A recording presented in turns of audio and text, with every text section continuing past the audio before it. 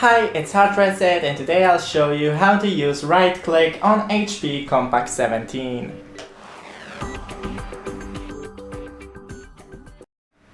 So on your mouse it is easy, just click the right click,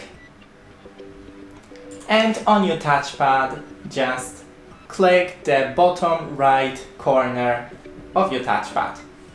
Now we have some options in here like the view options, sorting, refresh the screen, create new folder, shortcut, bitmap, text document, compressed zip.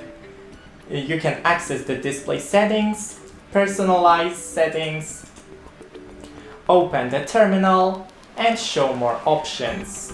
And in here we have pretty much the same. So that's it. Don't forget to leave a like and see you in the next one.